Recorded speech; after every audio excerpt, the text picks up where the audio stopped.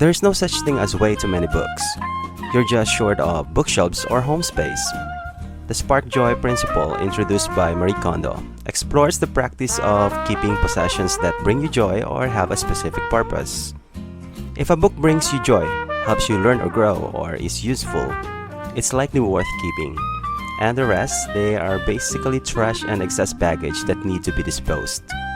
No disrespect to Marie, but I beg to differ. Reading books and collecting them are two separate hobbies. Each sparks a different kind of joy. And this is my kind of excuse for the book haul that is going to happen in this video. If you haven't watched my previous video yet, I got myself some books on my quick bookscape to Manila. I know, digital books are a thing now. They are the trend. But you can't deny the fact that there's something rewarding about owning physical books. As a book lover myself, indulgence can take the form of a hardcover novel or a mass paperback with covers reminiscent of the 90s.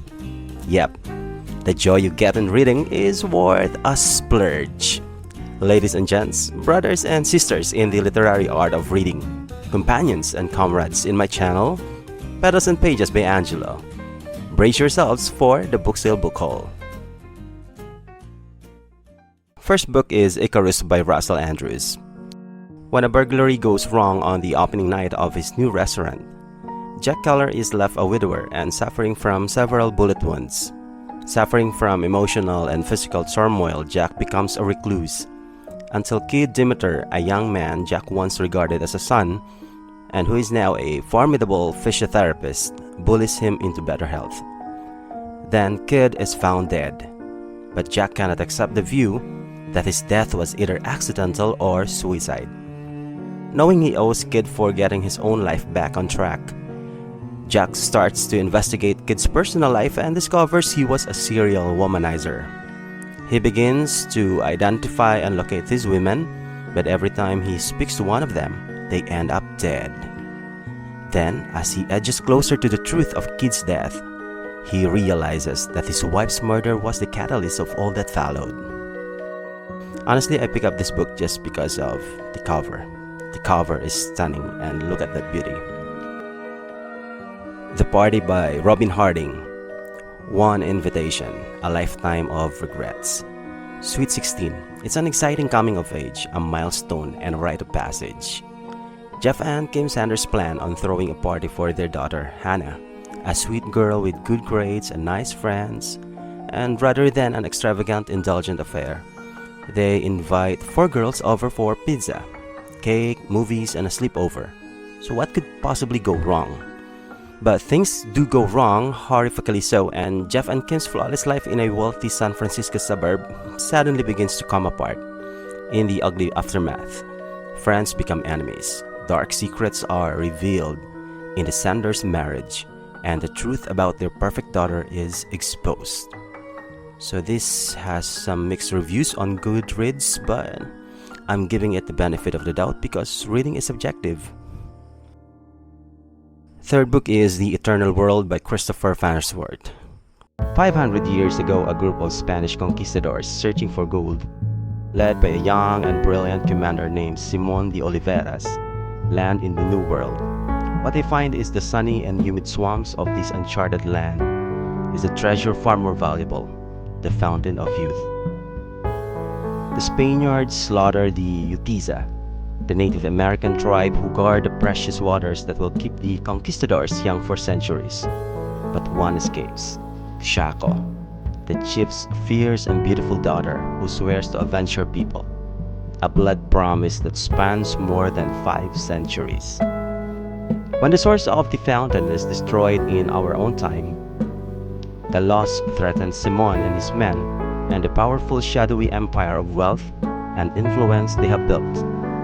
For help, they turn to science, to David Robinson, a scientific prodigy who believes he is on the verge of the greatest medical breakthrough of all time. But as the centuries-old war between Shaco and Simón reaches its final stages, David makes a horrifying discovery about his clients and the mysterious and exotic woman he loves. Now the scientist must decide, is he a pawn in game of hunter and predator, or will he be its only winner?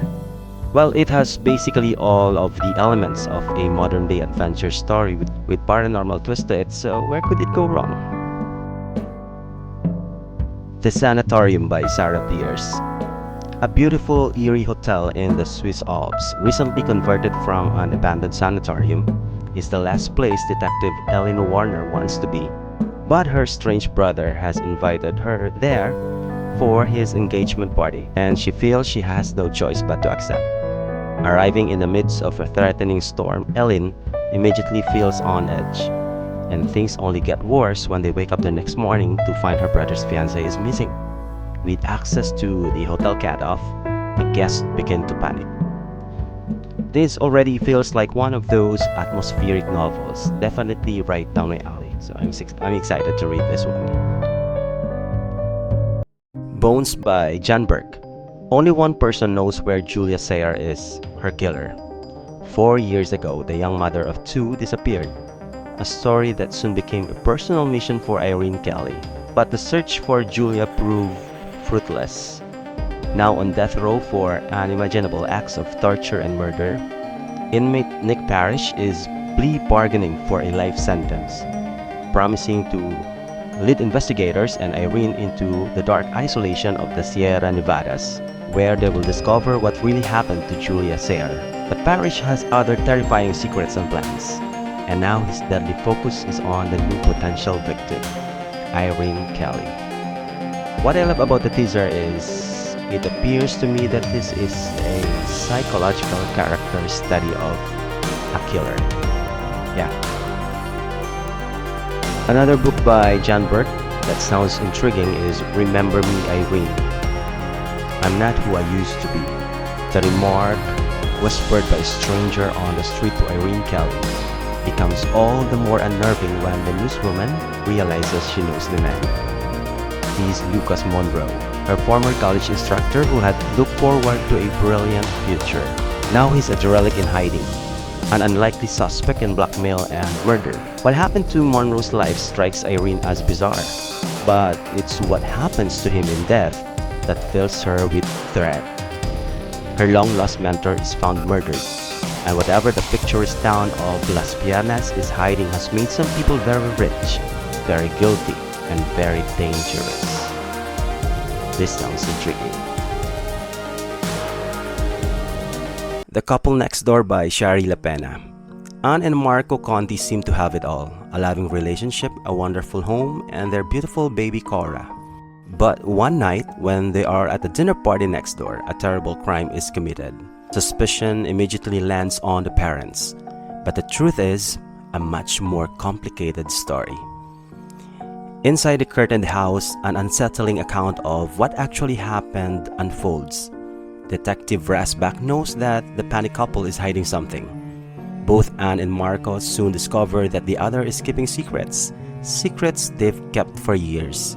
What follows is the nerve-wracking unraveling of a family, a chilling tale of deception, duplicity, and unfaithfulness that will keep you breathless until the final shocking twist. From reviews, this one seemed like a read-in-one-sitting murder mystery. Well, let's see. The Death Relic by Chris Kuzneski. The New World, 1545.